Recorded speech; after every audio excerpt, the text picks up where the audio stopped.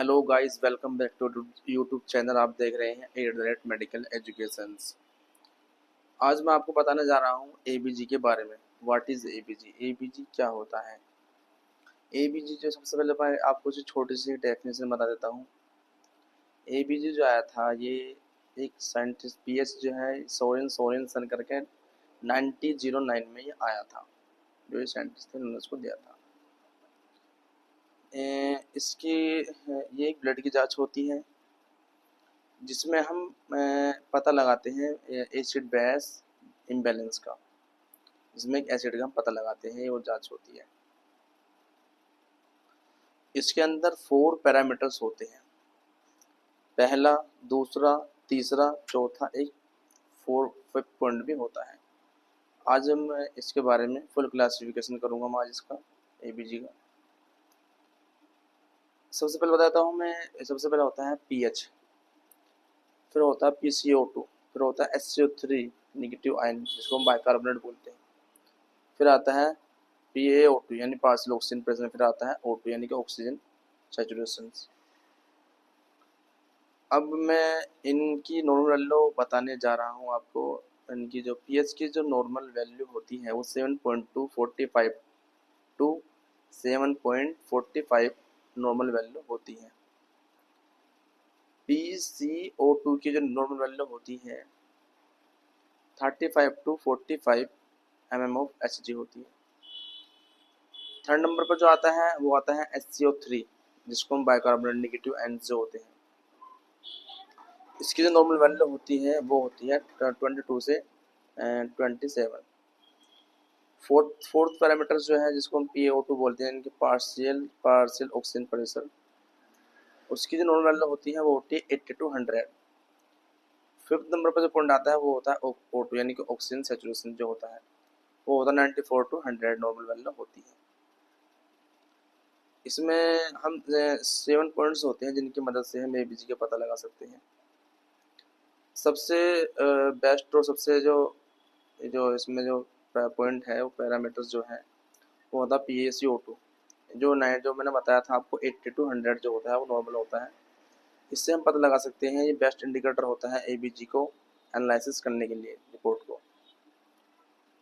दूसरा जो तरीका होता है, हम एबीजी जो लेते हैं वो कौन सी आर्टरी से ले सकते हैं, जो मतलब बेसिकली जिसका हम यूज़ करते हैं वो आगे मैं वीडियो में बताऊंगा डेमो करके कि मेरे पास बोर्ड नहीं है इसलिए मैं बोर्ड पे नहीं बता सकता, लेकिन ये जो है ये चीज़ें बोर्ड पे बतानी चाहिए थी। तो सॉरी, कोई नहीं, आगे चल के अरेंज करेंगे, बोर्ड का भी हो जाएगा, कोई दिक्कत नहीं है। ये जो होता है सबसे जो बेस्ट जो जो ज़्यादातर जो हॉस्पिटलों में मैंने जहाँ तक अब तक मेरा एक्सपीरियंस रहा है वो रेड आर्टरी या फीमोरल आर्टरी को ये चूज करते हैं। तो सबसे पहले हम रेड आर्टरी लेंगे। रेड आर्टरी और अल्नर आर्टरी दोनों से ले सकते हैं। इसको सैंपल लेने से पहले हमें पहले तो हम एक आर्टरी सेलेक्ट करेंगे। उसके बाद हमें आर्टरी सेलेक्ट करने के बाद फिर हमें एक एलन टेस्ट करना होता है। एलन टेस्ट क्यों करते हैं और ये क्यों ज़रूरी है? ये इसलिए करते हैं ताकि हम पेशेंट की आर्टरी की पोटेंसी को जांच सकें। कभी कभी ऐसा हो जाता है कि हम अगर एलन टेस्ट नहीं करेंगे, इसके जो है हमारे जो है हाथ में साइनसिस हो सकता है, पैरालिसिस हो सकता है, इनके ब्लड का फ्लो आगे नहीं जाएगा। वो क्यों होएगा? वो इसलिए होगा ताकि जो है हम एक आर्टरी दो आर्टरी इसमें पोटेंशियल चेक करेंगे, इससे हम दाब कर रखेंगे। उससे हम ये देखेंगे अगर हमने एक आर्टरी से सप्लाई थी और दूसरी से नहीं थी, दूसरे ने पंचर कर दिया, वो आर्टरी डैमेज हो गई थी इसलिए ब्लड में आगे सप्लाई नहीं जाएगी। तो ये हमें करना है। इसको मैंने सिंपली रिप्रेजेंट किया है। इस जगह पर जो है डीप इनसाइड आर्टरी होती है, इधर से जो है अल्नर आर्टरी होती है, ये आगे एनास्टोमोस होकर के अपने फिंगर्स को सप्लाई करती है। इस तरीके से सर्कुलेशन होता है। इस तरीके से जब भी हम एबीजी सैंपलिंग के लिए रेड आर्टरी को पंचर करते हैं उससे पहले हम ये चेक करते हैं कि इस हैंड के अंदर जो है अल्नर आर्टरी से जो है अल्टरनेट ब्लड सप्लाई हो रही है नहीं हो रही है।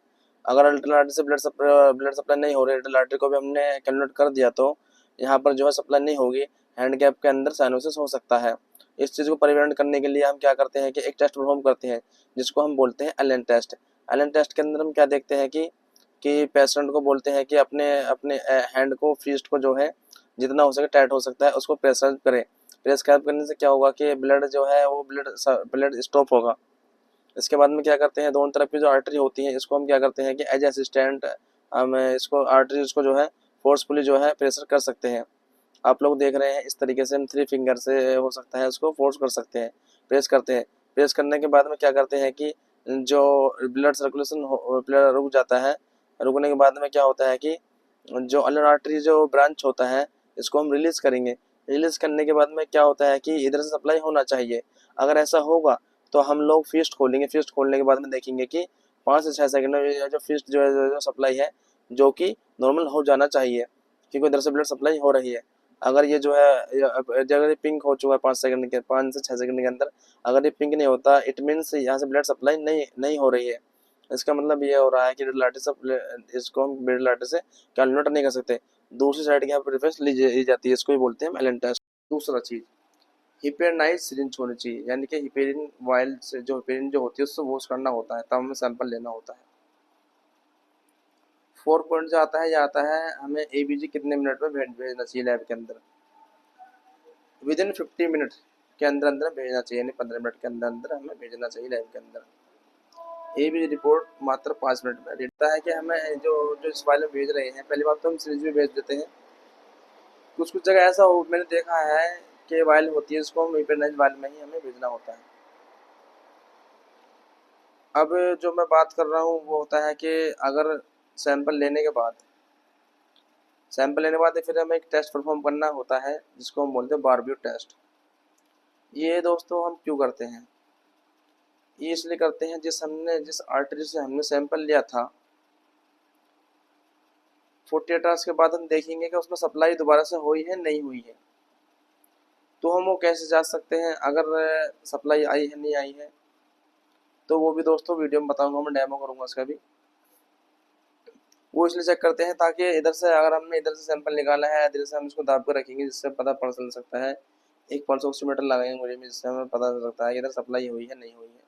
एक आर्टरी को दाबेंगे और एक को जिसमें हमने सैंपल लिया था उसको हम ऐसे ही रखेंगे। इससे भी हम पता चल सकता है अगर पल्स ऑक्सीमीटर अब हमारे पास अवेलेबल नहीं है, लेकिन हॉस्पिटल में अवेलेबल होता है। मैं भी आपको बता रहा हूँ फिर भी।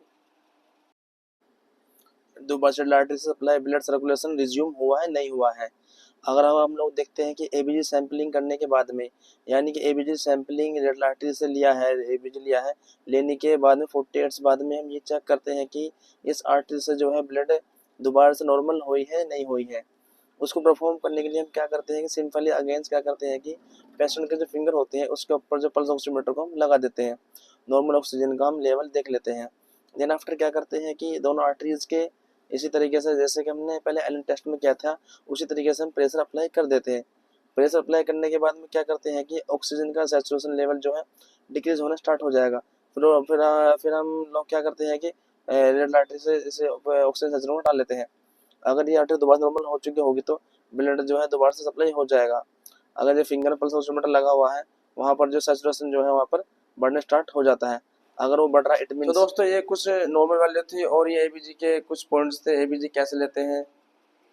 अब मैं जो है बात करने वाला हूँ partial compensate, uncompensate, fully compensate. मैं बात करने वाला हूँ partially compensate, uncompensate, fully partially compensate. जो पार्शियली कंपनसेट होता है उसमें पीएच नॉर्मल होता है और SO3 और PCO2 जो है अब नॉर्मल होते हैं। फुली पार्शियली कंपनसेट में क्या होता है तीनों के तीनों अब नॉर्मल होते हैं, पीएच भी, SO3 भी और बाइकार्बन PCO2 भी। अनकम्पनसेट में क्या होता है कि पीएच अब नॉर्मल होता है और ये जो SO3 और PCO2 नॉर्मल होते हैं। तो दोस्तों इसको मैं वीडियो में ही डेमो करके बताऊंगा आपको। ऐसा सॉल्व करने हैं तो कुछ इंपॉर्टेंट पॉइंट होते हैं जो आपको हमेशा याद रखने चाहिए। नंबर 1 है कि ये है कि एक टेस्ट होता है जिसको हम बोलते हैं एलन टेस्ट। ये टेस्ट कंडक्ट किया जाता है, ये जो है before taking arterial sampling for ABG. सबसे जो जो हम सैंपल लेते हैं वो ये सैंपल जो है आर्टरी से लिया जाता है।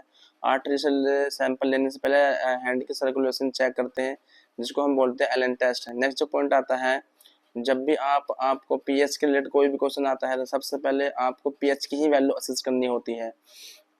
इसमें हमें ये देखना है कि पीएच की वैल्यू जो है 7.5 से 3.5 से 7.45 के बीच में है या अब नॉर्मल वैल्यू है। तो इससे हमें ये पता चल जाता है कि पेशेंट इस पर एसिडोसिस सफर कर रहा है या अल्कोहलिक सफर कर रहा है। तो नेक्स्ट पॉइंट जो है वो you have to look for the value of CO2। हमें CO2 वैल्यू असेस करनी होती है। हमें हमें ये देखना होता है कि CO2 की वैल्यू 35 से लेके 45 mm ऑफ Hg है या नहीं है। अगर वैल्यू उसकी अब नॉर्मल है तो that indicate of respiratory condition. जो थर्ड चीज है वो है look for the value SCO3 negative ion. आप उसके बाद CO2 को नॉर्मल है, उसके बाद हम SCO3 की नेगेटिव वैल्यू देखेंगे। SCO3 नेगेटिव वैल्यू अब नॉर्मल है तो ऑब्वियसली वो indicate of metabolic condition. Last but not the लीव of you have to choke leave check out for compensation. चलिए हम देखते हैं एक क्वेश्चन है a patient ABG reporting showing for following result PS 7.23 PCO2 15 SO3 24 milliequivalent litre patient is suffering from. मैंने यहाँ पर पेशेंट जो किससे सफर कर रहा है यहाँ पर जब क्लियरली इंडिकेट कर रहा है पीएच जो पीएच 7.23 है, यानी कि वो खुद इंडिकेट कर रहा है कि ये एसिडोसिस है। बाकी दो ऑप्शंस हैं एल्कालोसिस है, ये हम ये एलिमिनेट कर देंगे, एसिडोसिस की ही तरफ जाएंगे। तो बेसिकली ये अब रेस्पिरेटरी भी हो सकता है और मेटाबॉलिक भी एसिडोसिस भी हो सकता है। तो हम क्या करेंगे PCO2 की value it is 450 mHg, it is clearly indicate respiratory conditions. SCO3 जो वैल्यू है वो नॉर्मल है 24 normal which is absolutely normal which is not of only the value of which is not hence it indicate respiratory acidosis। correct answer is A। और ये rational आप ये rational है आप सबके सामने है, ये मैंने बताया इससे कि पता हमें कहीं एग्जाम मिल जाता है तो उसके लिए मैंने बताया है। ये CO2 को एसिडिक गैस है, इसकी टेंशन हो रही है बॉडी की, इसका लेवल इंक्रीज हो रहा है, it is indicate of respiratory acidosis. आप स्टूडेंट आप देखिएगा अब जो है नेक्स्ट क्वेश्चन आने वाला है। नेक्स्ट क्वेश्चन है वो है a that is a patient A B reporting showing following result PS 24 PCO2 80 SO3 24 milliequivalent reporting is indicating. यह रिपोर्ट क्या इंडिकेट करती है?